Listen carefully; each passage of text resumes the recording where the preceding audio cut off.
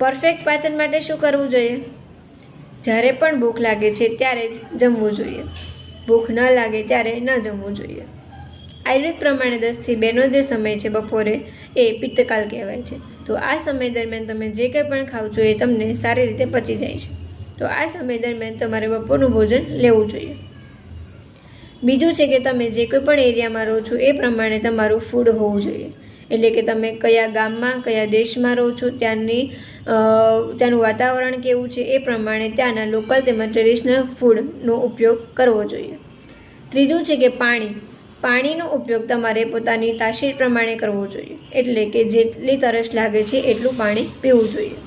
વધારે પડતું પાણી પીવાથી તમારી પાચન શક્તિ મંદ થાય છે અને તમે જે કંઈ પણ ખાવ છો એ તમારા શરીરમાં એમનેમ પડ્યું રહે છે અને એને કારણે તમારા શરીરમાં આમ ભેગું થાય છે અને એને કારણે પેટ ભારે ભારે લાગે છે, ભૂખ નથી લાગતી એવું જોવા મળે છે.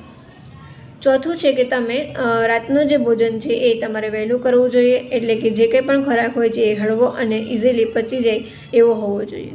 તો આ બધી વસ્તુ જ્યારે તમે ધ્યાનમાં રાખો છો તો તમે પાચનને લગતી ઘણી બધી સમસ્યામાંથી બહાર નીકળી શકો છો.